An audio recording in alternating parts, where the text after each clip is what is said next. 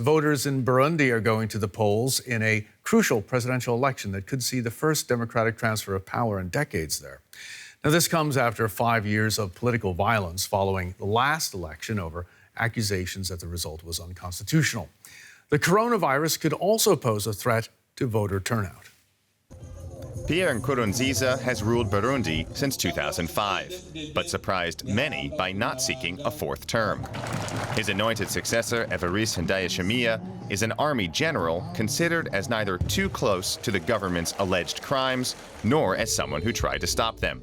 In other words, a compromise candidate.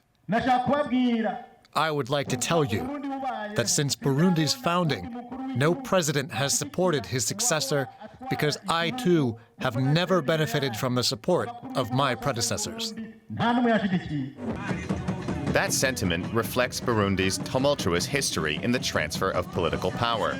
Nkurunziza rose to the top in 2005 as the result of a peace deal that ended over a decade of civil war.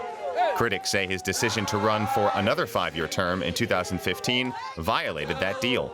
The resulting violence cost at least 1,200 lives. That's on top of hundreds of thousands of deaths from ethnic strife in the decades since it gained independence from Belgium in 1962.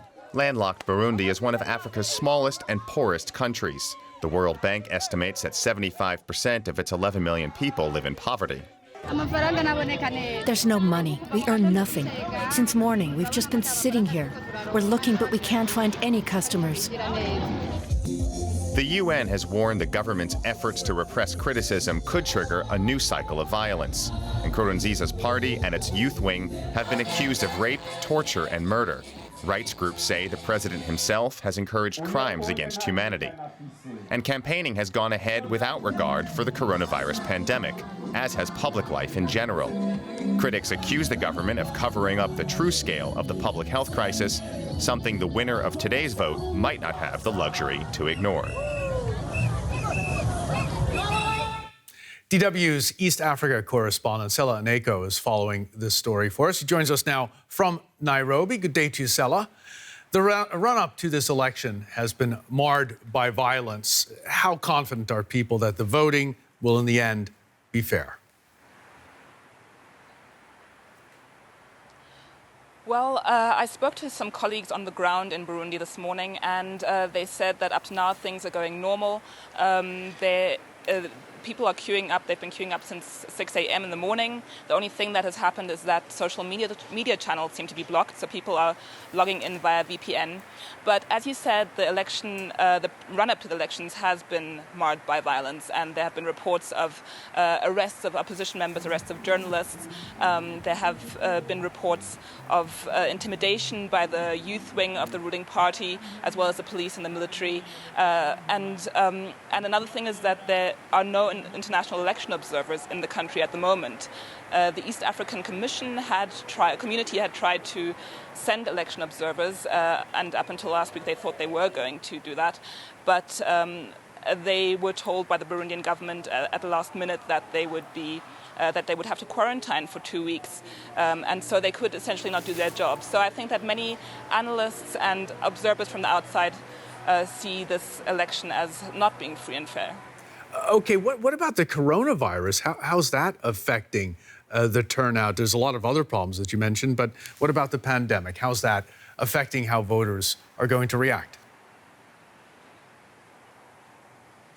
Well, apart from the fact that the election observers have not been able to come, it seems to have very little effect on the elections so far. I mean, the journalists on the ground told me that the turnout has been good so far this morning, and I've seen pictures of queues of people.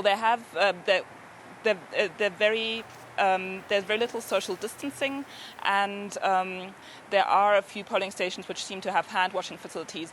But other than that, very little, I think, has been done to stop the spread of the virus if it's there.